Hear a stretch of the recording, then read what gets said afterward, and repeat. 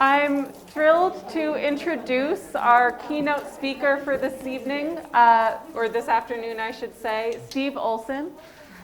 Steve is a senior research fellow at Hinrich.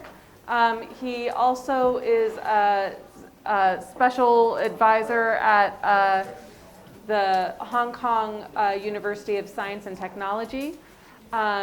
His career started, though, in Washington, D.C. as a trade negotiator. He was involved in NAFTA. In the past 30 years, he has worked in senior positions in the Middle East and across Asia, which makes him perfect for this next address, getting at a lot of issues about how the global trade situation has emerged to the point that it has, and what we can expect in the next 5 years and beyond. So without further ado, thank you, Steve. Thank you. Well, look, thank you very much. Warm welcome again. I'm thrilled to see all of you here. Thank you very much for coming. We're delighted to have this opportunity to host you here at the Hinrich Foundation headquarters. I have to confess, I always look forward to sessions like this with journalists for a variety of reasons, not the least of which is, and I'm being completely sincere, I hold your profession in very, very high regard. I think that the founding fathers of the United States back in the 1700s demonstrated tremendous wisdom in recognizing and protecting the role of a free press, recognizing it as being central to democracies, and I would argue just healthy societies any place. So you guys have an incredibly important job. I'm pleased that you're doing it. Thank you very much. The other thing is I grew up in a family of newspaper readers, so my earliest memories are sitting at the breakfast table with a bowl of cereal, reading the New York Daily News to see how the New York Yankees did. Now it's 50 years later, the only thing that's changed is now I read it from an iPad, but still checking on the rankings. All right, so let's turn our attention to our topic for this afternoon, global trade at an inflection point. And I want to start my comments by making a remark that will be blindingly obvious to every single person in this room, and that is there is a ton of stuff going on right now in international trade. We just emerged from the first ministerial conference in the WTO in more than 4 or 5 years. The United States is launching a new economic framework agreement for the Indo-Pacific. We're still assessing the trade fallout from both the pandemic and the Ukraine war. U.S. China trade tensions certainly have not subsided, and we still continue to face a populist backlash against international trade. So a ton of stuff going on. All of those specific issues are very important, and we can and we should discuss those specific points to whatever extent you're interested in. But I want to start our conversation from a very different perspective. I want to start our conversation by taking a step back and trying to view this very, very, very busy global trade horizon through a much broader lens. I think what frequently happens when there's so much stuff going on all at once is that we can lose our ability to see the forest because we have to focus. This issue just broke on U.S. China. This issue just broke on WTO. And we have to focus immediately on the trees immediately in front of our face. And we lose that ability to see the bigger picture and the broader tapestry. So what I want to do is sketch out for you a little bit of that broader tapestry so that as you're focused on the individual threads, you're also mindful of that bigger picture and that broader tapestry. So from my point of view, here's what that bigger picture looks like. Our existing rules-based global trade system, which was established in the immediate aftermath of the Second World War and has been a primary driver of economic development and rising standards of living for more than 70 years is in the process of unraveling in front of our eyes. Okay? And in order to understand how we got here, where we are, and where we might be headed, I think it'll be useful to take a couple minutes and remind ourselves how and why was our existing rules-based global trade system established in the first place in the aftermath of the Second World War, and what has brought us to this critical inflection point that we're at now. Now look, in a very real and a very literal sense, the system we're operating under today and the trade system that all of you are covering today rose out of the ashes of the Second World War and the Great Depression. Now, I want you to go through a little bit of a thought experiment. I want you to imagine that you are one of the architects of this new post-World War II system that we're trying to set up in the aftermath of the Depression and World War II. So if you're one of these architects, you're a global leader, so by definition, what do we know about you? We know that you are a white man, probably in your 50s, okay? So you're a white man in his 50s in 1948.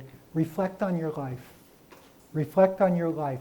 Your adult life has been an uninterrupted string of catastrophes, okay? When you were a young man, what did you do? You fought in World War I, the war to end all wars, the first modern war, the war that expanded our conception of how much suffering a war could create. But somehow you managed to come through that. You got through the chemical warfare. You got through the poison gas attacks of World War I. You came through that. You said, now my life's going to be easy. Great Depression. Great Depression. Not that many years later. Now, everybody here lived through the global financial crisis. That was a walk in the park. Okay, that was a day at the beach compared to the Great Depression. Not that many years after you began to suffer through the Great Depression, the Second World War. The Second World War, which was worse than the first, and of course culminated in, for the first time and hopefully the last time, human beings dropping a nuclear bomb on other human beings and incinerating 2 cities off of the face of the map, off the face of the earth. So drink all that in. It's 1948. You're assessing, how are we going to create this new world order? You recognize we've really screwed up. Whatever we've been doing, whatever approach we've been taking to running this world, we screwed it up. Look at the last 30 years. World War, Depression, another world war. You're thinking to yourself, if we keep doing the same thing, we're going to send our kids to fight World War III in what, 1965? 1966? That's what your expectation would be. So there was a strong recognition that we've really got to create a new system, a new global system. We've got to do things differently. And so the pillars of this new system would be global cooperation, try to get global rules in place, and establish multilateral organizations that were going to help people keep everything, help keep us in line, and help facilitate the ability of countries to work out their problems without dropping nuclear bombs on each other's heads. Okay? So these were the Bretton Woods. These were the Bretton Woods institutions that you know well, the United Nations, World Bank, IMF, as Alex mentioned. And free trade was an absolute centerpiece of this new world order that you were trying to construct in the aftermath of the Second World War. Now, free trade was important both for economic and geopolitical reasons. Free trade was important for economic reasons because it was understood that protectionism in the form of the Smoot-Hawley tariffs and the resulting global trade war that it launched was a primary driver of the Great Depression. It didn't cause the Depression, it made it worse, and it made it last longer.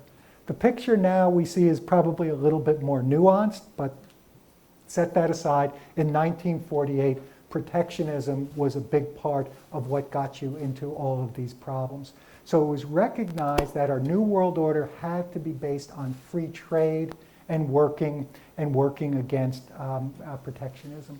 But it wasn't just about economics, because these global architects, these founders of the post-World War II system, explicitly recognized and believed in the role of trade in helping to maintain peace. There was a strong, strong feeling that we want to knit countries together. We want to develop economic interdependence among countries, because the belief was, well, look, if we've all got to depend on each other for international trade, we're probably a lot less likely to go to war.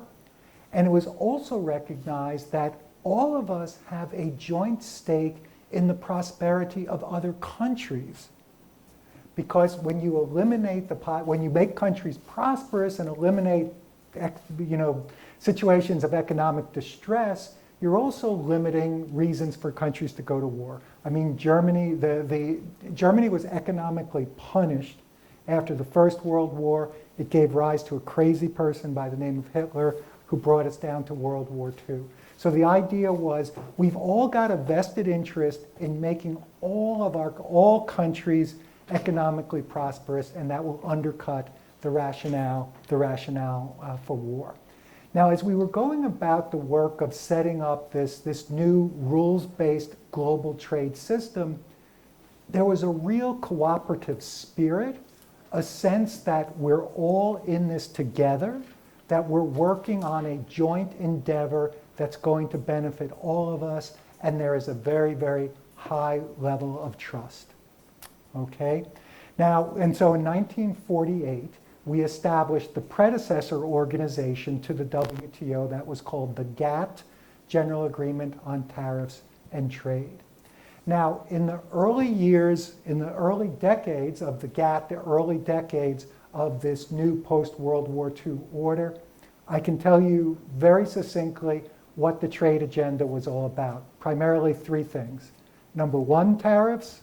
Number two, tariffs. And number three, tariffs. Because keep in mind, as a result of Smoot-Hawley, which raised U.S. tariffs to record levels, and then encouraged all the major trading countries in the world to do the same thing, we had incredibly high tariff walls. And these were the primary impediment to trade. They were the primary form of protectionism. And once you've had a 45% tariff in place for 12 years, you don't go to zero immediately. It's too disruptive. And so over a series of multilateral rounds that were negotiated in those subsequent decades, the 50s, the 60s, the 70s, our primary job, let's start bringing those tariff walls down. Let's start bringing those tariff walls down. So I would characterize this as, it was very methodical, it was very workmanlike, and we knew what the job was. Now gradually over time, as we took care of tariffs and got tariff levels to a more manageable level, then we could turn our attention to some other issues, non-tariff barriers, etc. But clearly for the first 3-4 decades of this system, it was all about tariffs. Now, so 50s, 60s, 70s, into the 80s.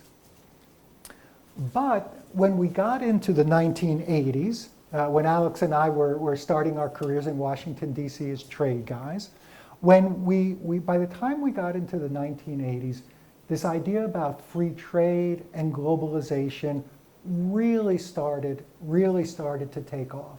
And I think, and Alex used the term, and I think it's absolutely 100% right, this wasn't globalization. We started going into an era of hyperglobalization. So, for example, think of, take international trade as a percentage, global international trade as a percentage of global GDP, okay? Use that as an approximate barometer for globalization and economic interdependence. Global trade as a percentage of global GDP. Now, if you look at 150 years worth of economic data, you'll see that it was gradually increasing, a few historical blips, but basically increasing over 150 years. Then you come to the 1980s. 1980s, that line starts going straight up. starts going through the roof. We hit a real period of hyper-globalization. So what was behind this? What was driving it? What was taking place? Well, a few different things. One is we'd had a few decades of experience, pursuing this goal of globalization and free trade. And we were starting to see some very impressive results. We were starting to see some very remarkable economic development stories as a result of globalization and free trade. The country we happen to be gathered in today being a perfect example of one of those success stories.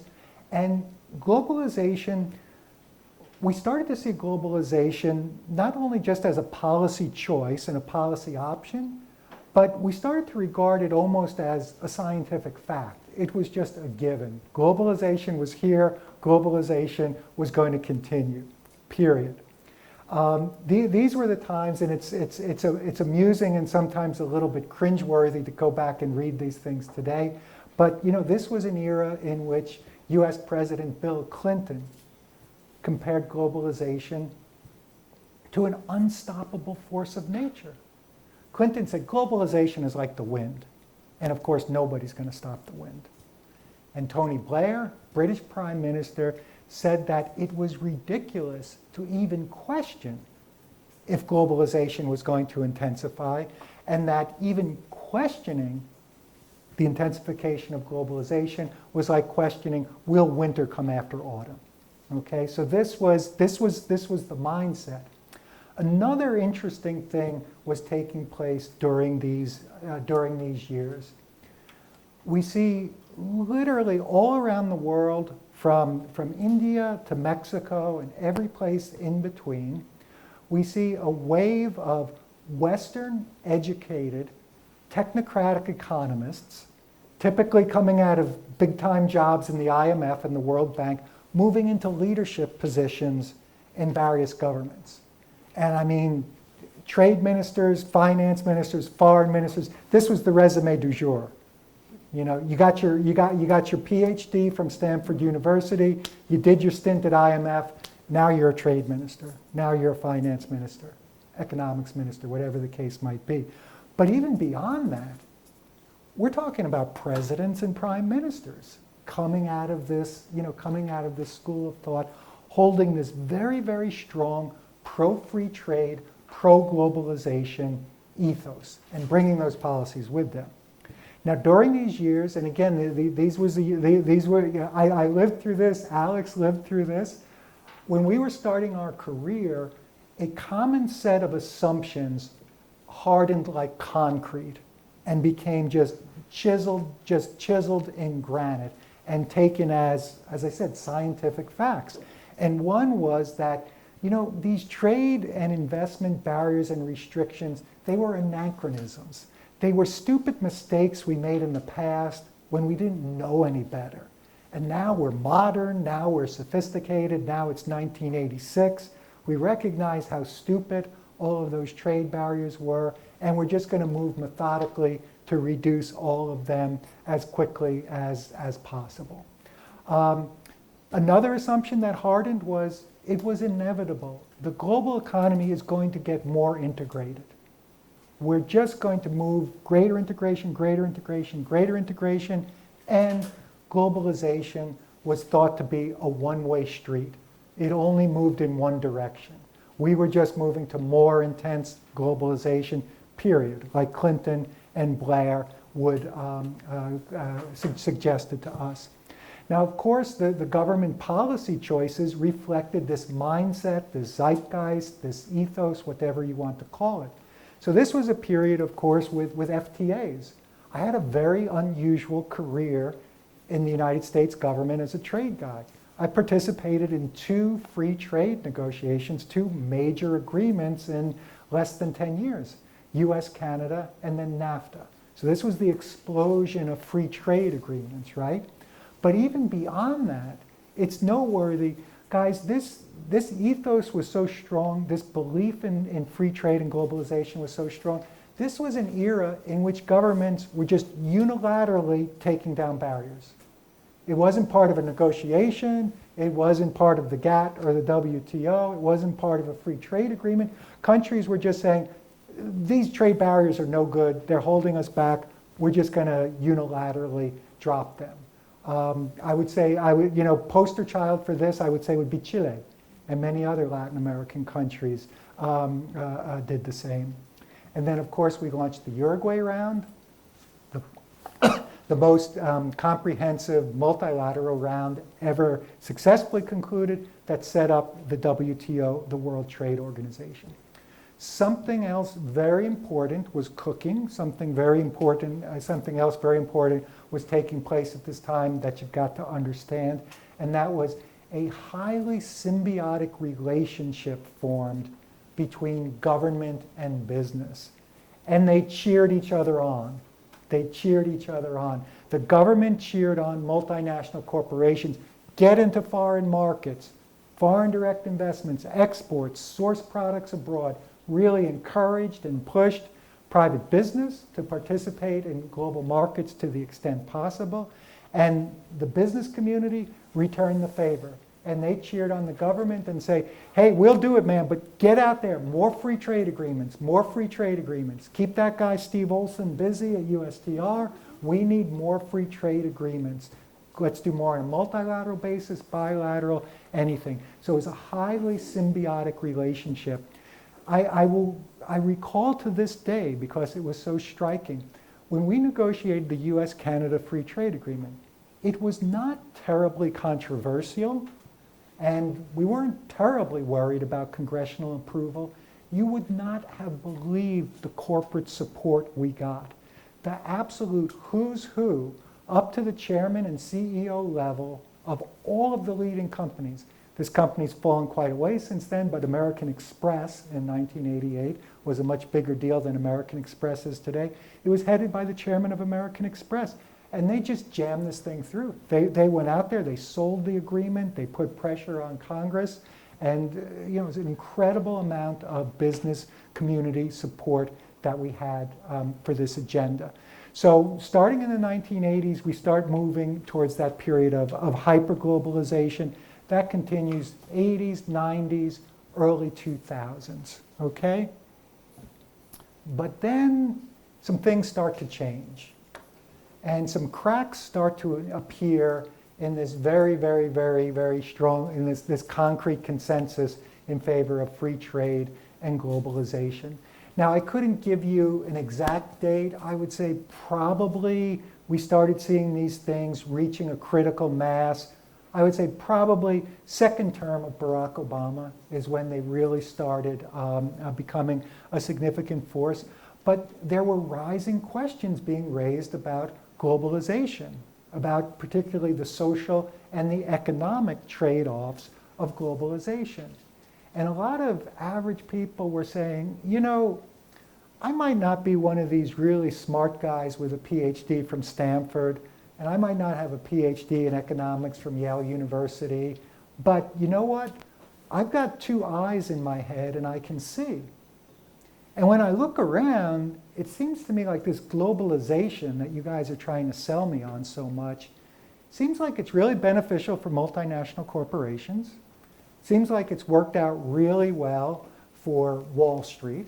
Seems like it worked out well for large financial institutions. But for average workers like me, I'm not so sure we're seeing the benefits. And so these questions started reaching a critical mass. Although the phrase wasn't coined until many years later, this was when the China shock first started becoming apparent. Bill Clinton told Americans that let China into the WTO, it's going to be nothing but benefits for the United States, right? This is, your dreams come true.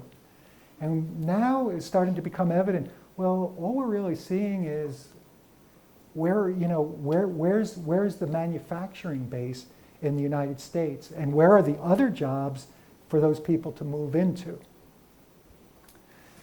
Then as these questions were rising and continue to be raised, more recently, just within our immediate, I was going to say in our immediate memory, it's not even in our memory because we're continuing to live through both of these things, but we then suffered through a couple of important systemic shocks, which further started to crack this this consensus. Now, the first one was the pandemic. Now, the pandemic was very important because we had gotten complacent and we had forgotten some things that we shouldn't have forgotten about, but the pandemic reminded us.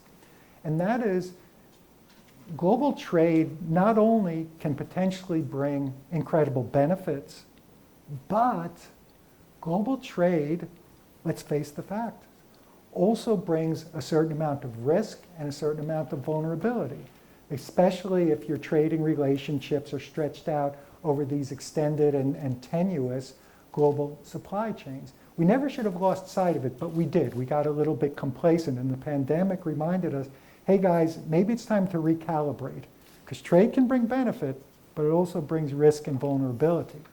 And then, of course, subsequent and then concurrent with the pandemic, we have the war in Ukraine. And the war in Ukraine, from my point of view, and from a trade perspective, brings home one really, really, really critical issue and crystallized it. And that is this economic interdependence, which we were so thrilled about. The architects after the Second World War were so thrilled about economic interdependence. We realized, you know what? That economic interdependence can be weaponized against us. Trade relationships, economic relationships, they can be weaponized against us. Okay? Now, as all of this is going on, there's another sort of macro trend taking place, and that is we're starting to realize that our trade governance is just not up to it. Okay? We were so optimistic. We came out of that 1980s period of belief in globalization. We set up the WTO and we thought, well, trade problems are done. You know, the WTO is a more muscular version, supposed to be a more muscular version of the GATT. And we thought, well, kiss trade problems behind, right? Trade disputes, trade wars, we got the WTO. The WTO is going to straighten everything out. But now, by the time we get into this period, again, I think starting roughly around the second term of Obama, we started to realize, you know, our trade governance isn't working. It's not coming to the rescue. It's not helping us. And people are looking around and saying, look, a number of countries, in particular non-market economies, in particular China, are pursuing a number of predatory trade practices that are really hurting our interests. Where's the WTO? Why can't the WTO fix it? So there's an increased recognition that, you know, the WTO isn't going to ride in on a white horse here and save the day, right? We've got real problems with our governance. And then, of course, at the same time, all of this is taking place against the backdrop of rising geopolitical tensions. Again, that we're living through, you know, down to this day. This whole idea of this democracy versus autocracy mindset, furthering these divisions. Now, take half a second, take a deep breath, and, you know, compare where we are today, compare the mindset, compare the assumptions, compare our approach, our view of the world today to where we were in the immediate aftermath of the Second World War when we were setting up this system. We had a collaborative spirit. We're all in this together. Interdependence is really going to bind us together in the most positive way. And you compare that to where we are today, everything's practically been stood on its head. And so, you know, one thing to reflect on is not only it shouldn't be surprising that we're seeing this post-World War II system start to unravel, it's almost by definition inevitable. If all of the foundational principles and all of the foundational mindsets that caused you to establish that system, if they start to decay and they start to fall away, how can that system remain intact? It's very, very difficult. And so this is what we're living through. This is what you guys are covering, this breakup of this rules-based global trading system. And it's starting to accelerate. I'm reminded there is that very often quoted line from Ernest Hemingway's "The Sun Also Rises" that I think applies to what we're living through today. An American expat in Paris is questioned by one of his friends in a bar, "Hey, I heard you went bankrupt. How did it happen?" To which the gentleman replies, "Gradually, then all at once." And so I think that this is now, I don't think the global trade system is falling apart all at once, but we are hitting a period of acceleration, right? These things were underway. It was gradually starting to unravel. Pandemic, war in Ukraine, democracy versus authoritarianism mindset. It's really starting to accelerate.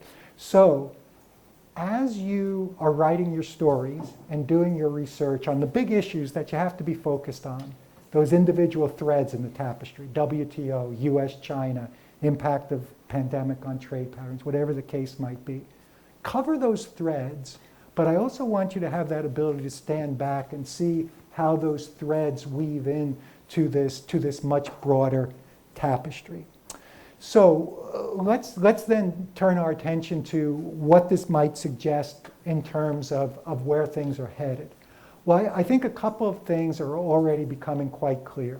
The first thing, and this again would be to state what should be completely obvious to us, that post-World War II vision, that post-World War II aspiration that we had for a single, stable, deeply integrated global trade system, that's just slipping through our fingers day by day. Okay, that's just getting further and further away from us. We are inevitably heading towards a more fragmented system. And a real important point here, this more fragmented system consisting of self-selected trade blocs, it's not built on the principles that these blocks were built on in the past. It's not about economic efficiencies.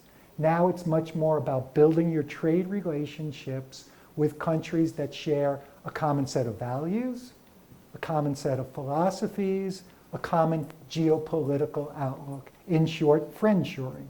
You want to build your trading relationships with friends because you've got a heightened understanding that your trade relationships can be weaponized against you.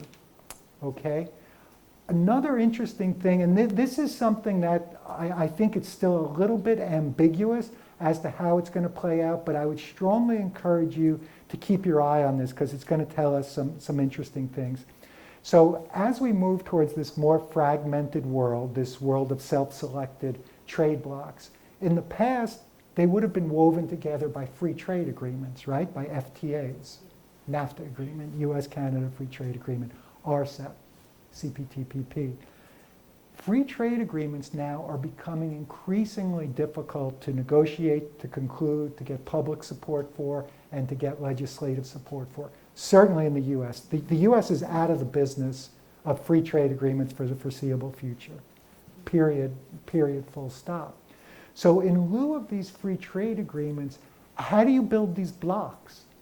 Well, we're moving now towards these economic framework agreements, like the U.S. Indo-Pacific Economic Framework Agreement. Very, very interesting. The Americans have been explicit. There's no market access provisions. We're not lowering trade barriers for you guys. This isn't a free trade agreement. You're not going to enter this and get a break on tariffs or whatever the case might be. We're not going there. In essence, what this kind of new approach to trade agreements about, I would suggest, is about constructing ecosystems.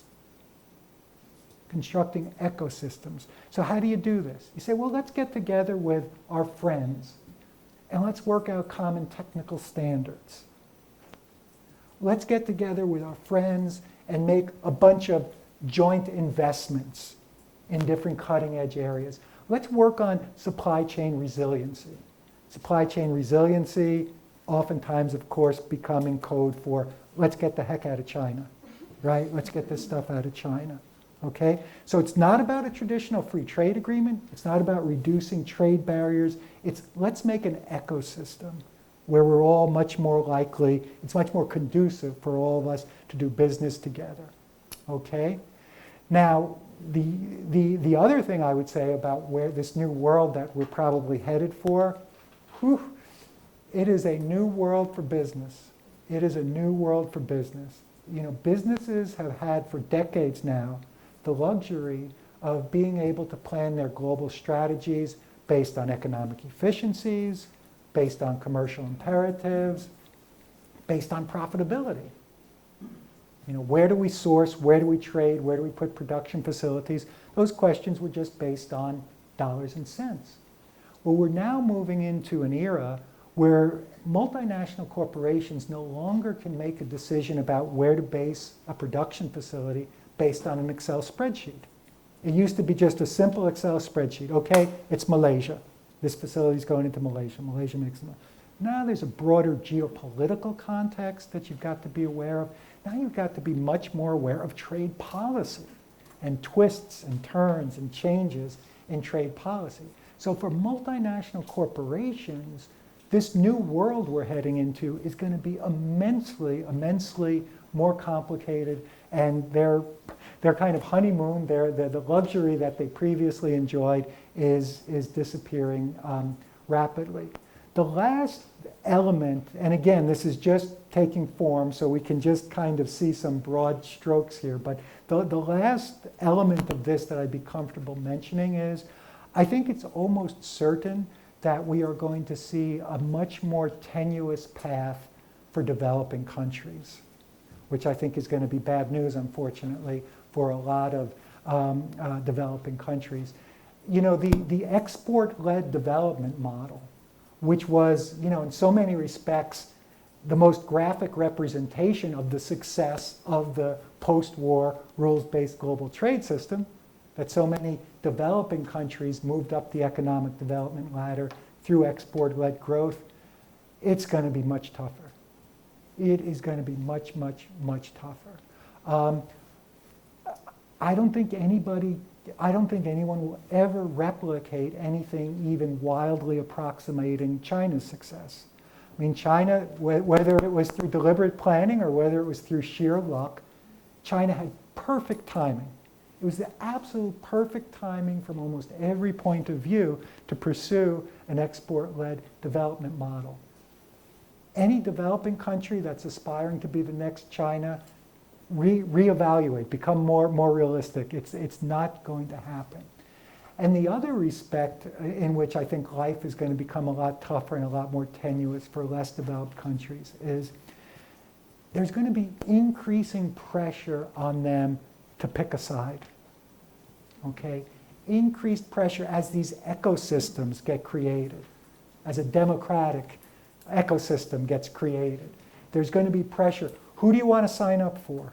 You know, oh, you're putting your digital trade rules in place. Are you going to put your digital trade rules in place and your technical standards in place in a way that reflects the way my group over here plays the game? Or are you going to set up your technical standards and your digital trade governance in a way that reflects what this group over here? And it's going to be tough as hell for less developed countries, because most less developed countries, and particularly in ASEAN, have very wisely and correctly perceived that they should not get dragged into a back and forth with the U.S. and China, that you shouldn't tilt too much to one side or another. You should play both sides off against each other. And so this is going to be an uncomfortable position for them as the pressure gets increased to join these things.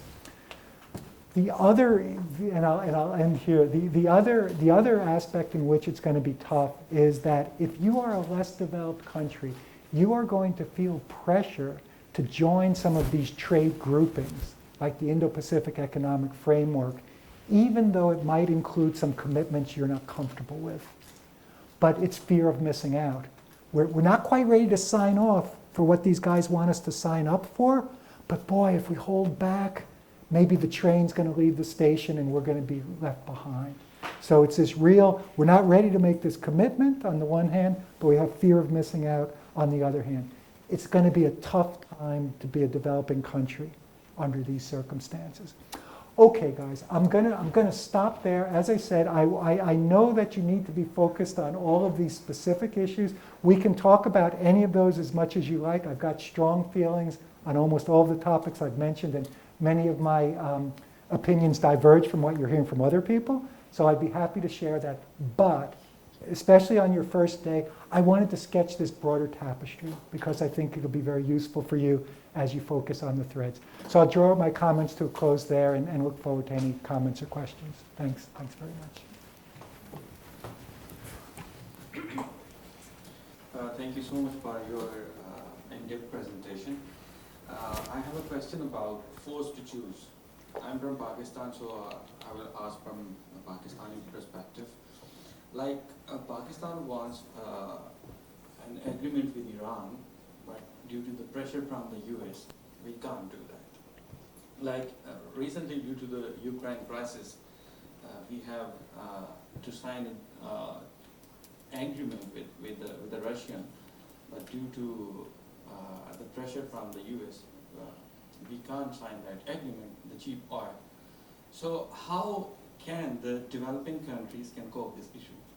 Well, thank you, because you just provided two crystal clear and two perfect examples of this very tenuous position that less developed countries are going to find themselves in. And the answer to your question is there is no answer to your question. I mean, there's, you want this agreement with Russia, you want this agreement with Iran, it makes sense for you, but you've got to say, is it worth alienating the US and the other countries that will potentially alienate? There's not a great solution. I mean, it's a very, very, very tough situation for less developed countries to be in. And I think examples like that now, unfortunately, are going to multiply. So I don't envy the leaders of less developed countries that are facing these pressures, because the pressure is only going to intensify from here out, and there's no easy answer. There's no easy answer. Hello. Okay. Hi, this side. Yeah.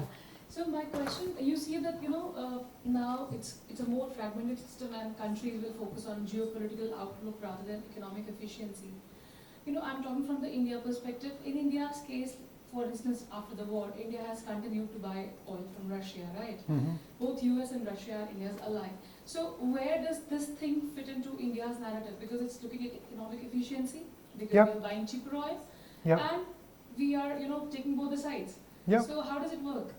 Well, it's a wonderful balancing act. I mean, it really tests the skill of the political leaders to see how you can benefit from kind of both sides without alienating one or the other. And just to be clear, we're not saying that economic efficiencies have disappeared from the equation, right? I mean, their economic efficiencies are still always going to be there and always going to be compelling. But as you weigh those economic efficiencies, there's going to be this increased geopolitical consideration. Well, the oil really makes sense from Russia, and we really like to take this oil from Russia. Is it worth the blowback that we're going to get from the United States and other countries? So the economic argument, the economic rationale for trade and investment relationships does not disappear. It's made more complex by the fact that you have to weigh this stuff in. But it is, it is an opportunity for very skillful sort of diplomatic, gamesmanship to see how can I, representing India, how can I, representing Pakistan, how can I, representing any country, try to keep all my options open, do what's right for my country, and not get myself into trouble because I've tilted too heavily. Now, ASEAN's been doing a great job of it. I mean, ASEAN has done a great job of it, and Singapore has elevated it to an art form.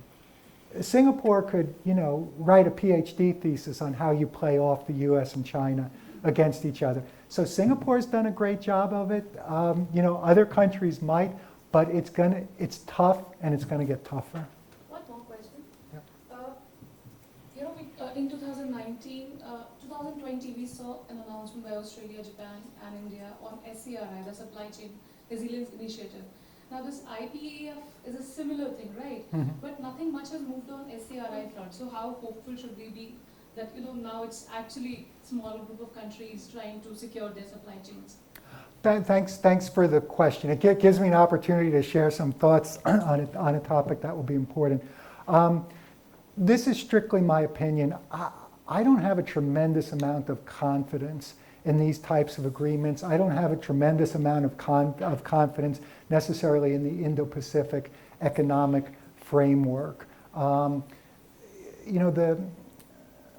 I think more times than not, it ends up being a talk shop where people spin their wheels, and we look up and 3 years have gone by, and what in concrete terms has happened, and the answer all too often is nothing. In terms of the Indo-Pacific economic framework, there's a really important ingredient here that you've got to keep front and center, and that is the negotiating dynamic is entirely different because the United States has said, we're not giving you any market access benefits. Now, in the past, because everybody wanted enhanced access to the United States market, that provided the US with leverage to say, look, you want to get this access to our market, you better do what we want on digital trade, or you better do what we want on resilient supply chains. The Indo-Pacific economic framework is going to be fascinating because for the first time, the US doesn't have this leverage that it's had to get countries to go along with things that they might not be enthusiastic about. Now, I think it's premature to draw any conclusions about where IPEF might go. I think it's entirely possible it becomes a complete non-event, not the least of which because optimistically they say 24 months to negotiate, and guess what? The American people are going to the voting polls and they're going to elect the president in 2022. So it's really unclear to me if IPEF will go anywhere, but please keep an eye on it. Please keep an eye on it because if it works, this could be the new template, right? If they really manage to accomplish something, this will be the new template on how to do free trade agreements without doing free trade agreements, right? So worth keeping an eye on. I have no idea which way it's going to break. It's too early. It's too early to tell. Hello. So, economy and trade is like a rat race for developing world and developing for developed countries. So. And for developing countries, we didn't even exist in this race. So what it means, developing countries mean for developed world, like in Pakistan we say, or Pak-China friendship. So it is really, do you think it is really friendship or what?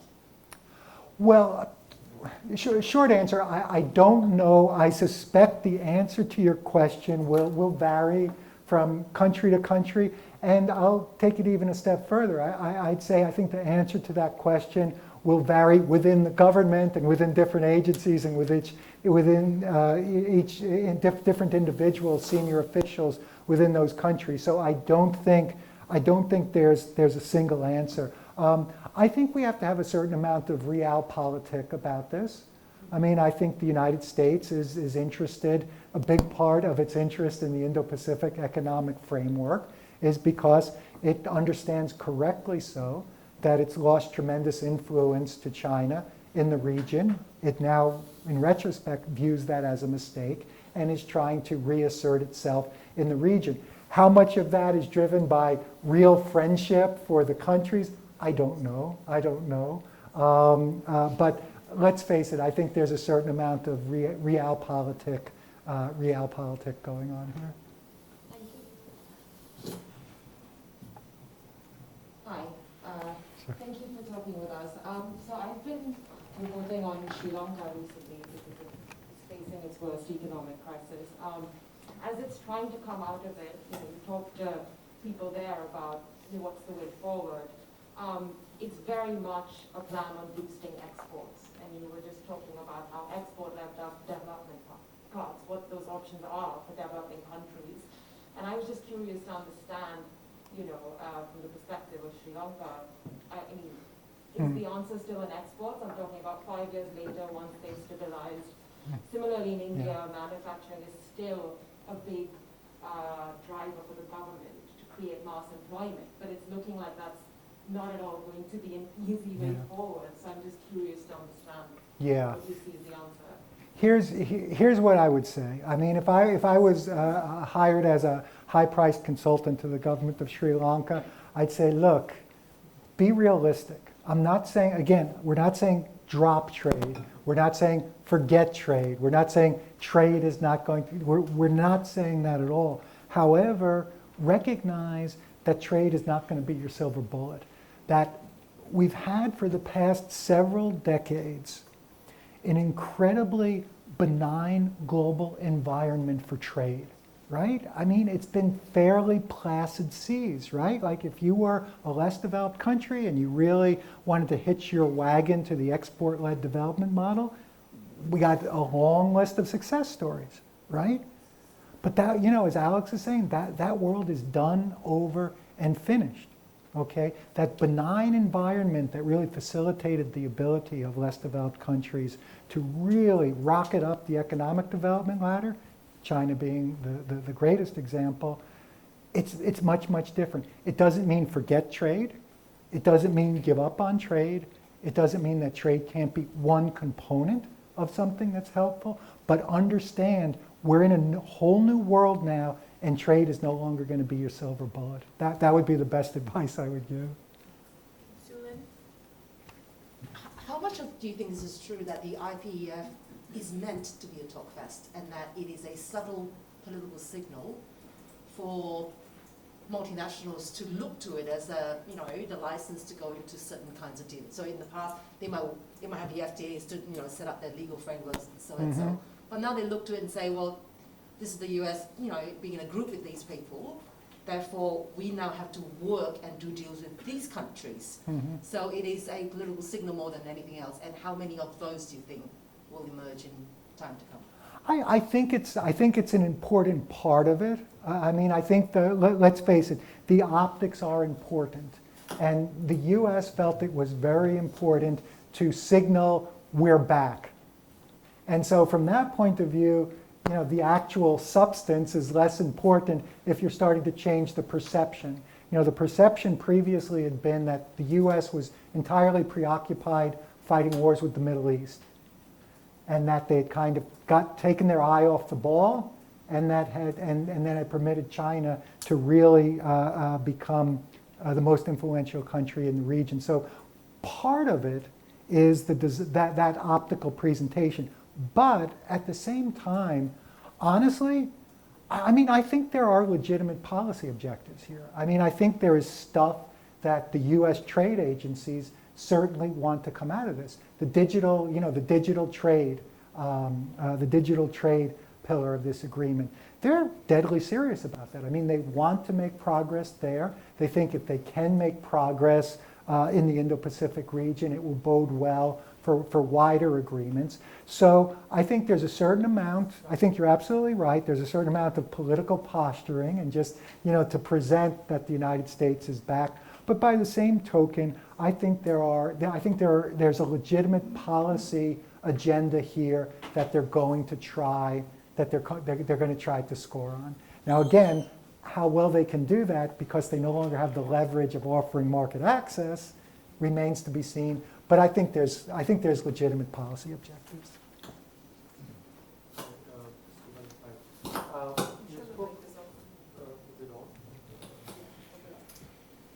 Can you hear me? Yeah. Yep.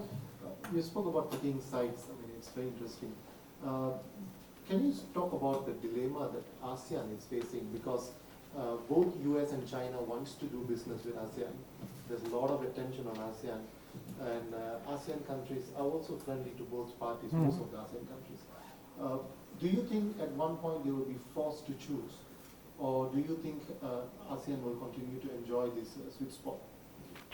You know, ASEAN is really arguably the primary or the biggest or the most important stage where this is playing out, right? Here's what I would say. don't underestimate ASEAN's ability to keep both sides, to play both sides off against each other. Nobody's had more practice.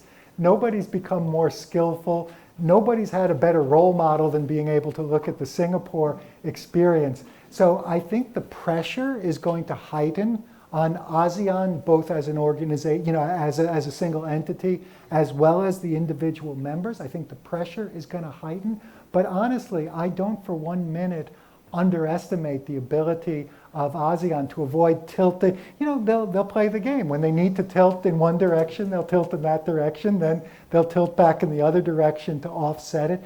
You can play a very sophisticated game here. And I wouldn't bet against their ability to do so.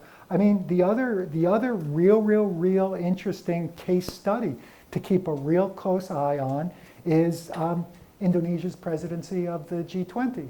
And I mean, Joko Widodo has been under tremendous pressure, but I think he's done a decent job. I mean, I think he's done a very decent job in trying to be an honest broker in an organization that contains all of these diverse, not only diverse countries, in some cases, countries with diametrically opposite points of view. And I think I think he's doing, so far, I would give him pretty high marks. I think he's doing a good job in striking that balance and not getting pulled too far in one direction. So yeah, I think ASEAN is going to be where a lot of this is going to play out. And I wouldn't bet against the ability of ASEAN nations to effectively play both sides off against each other.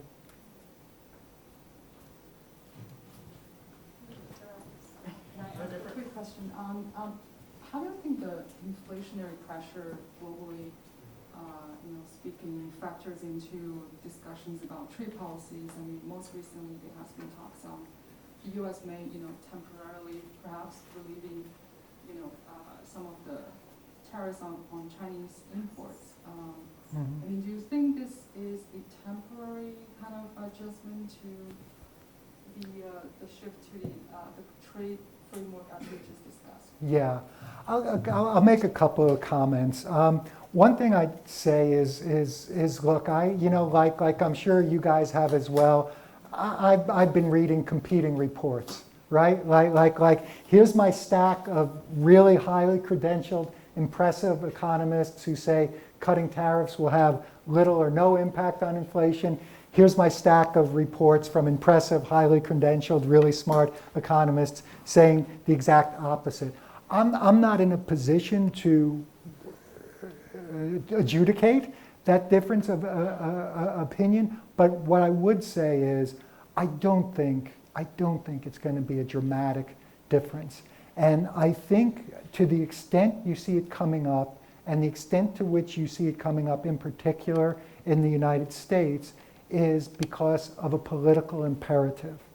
I mean, Janet Yellen wants to cut tariffs in order to address inflation. Well, my goodness gracious, Janet Yellen with her PhD in economics is damn well smart enough to know that cutting a few tariffs on bicycles from China is not going to move the gauge in any significant way on inflation. But she's part of an administration that has a political imperative to show the American people two things. This is like a political mantra. A, we get it. We feel your pain, Mr. and Mrs. Voter. We get it. And we're doing what we can. So there's this imperative to do something, even if in your heart of hearts as a policymaker, this really isn't going to be a big deal. There's midterm elections, and then there's a presidential election. And you have to show that you get it and you're doing something. Gasoline tax, same thing. They're going to waive the gasoline tax. No credible economist thinks waiving the gasoline tax is going to make a profound impact on inflation. So why do it? The political imperative to do it. Thank you for the presentation. Actually, my question is on developing countries. Export-led development, you said, export-led development, but still open. So far I know some developing countries graduating to LDCs, from LDCs to middle income countries, they're going to face some challenges. So what strategies or what policy measures they can take? What is your suggestions to overcome that kind of challenge, or Steve, keep this path open? The short answer is they won't be able to entirely overcome it, okay? Because this whole idea of less developed countries massively exporting to the rich developed economies, United States, European Union, that door isn't slammed shut, but it's not going to be open nearly to the extent it has in the past.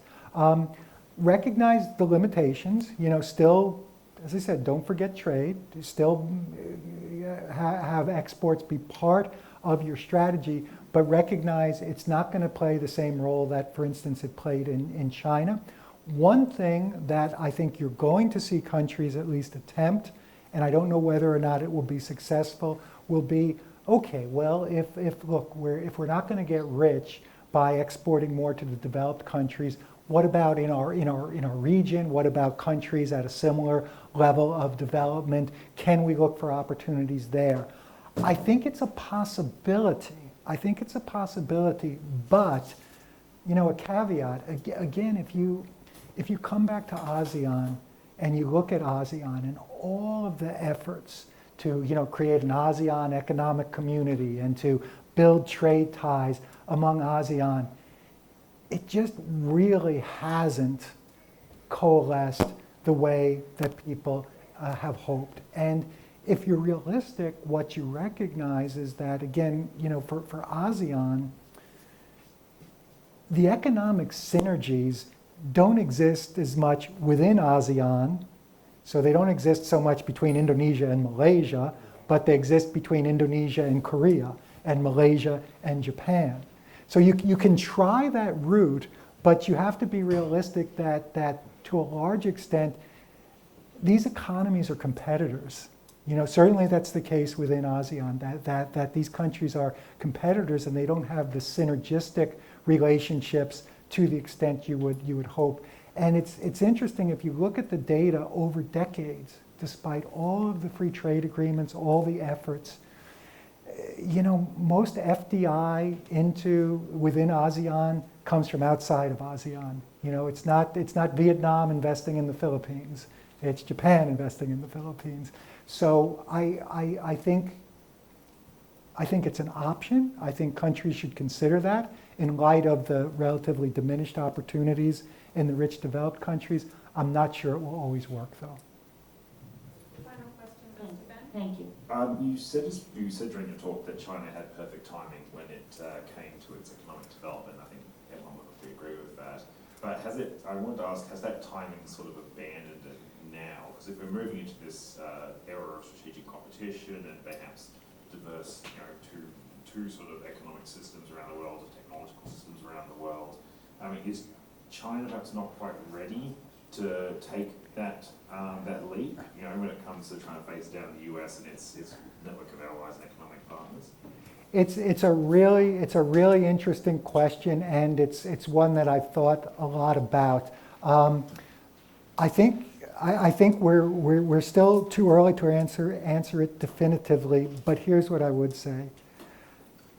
So Xi Jinping pretty much blatantly came out and said this whole idea of hide your power and bide your time, which had defined China's external policy for X number of decades. He pretty much came out and said, that's outdated and I'm not playing the game by those rules anymore. I think it's entirely possible that when we get 20 years down the line, 30 years down the line, we'll look back and we'll see that as a strategic miscalculation, that he came out perhaps a little bit too early, a little bit before China was perhaps ready for this brave new world that it's pushed itself into. We'll see. It's a little bit early to tell, but yeah, they got the timing right when it came to the initial decades of their development and the export-led development model. They might have screwed up the timing a little bit on this one. Steve, thank you so much.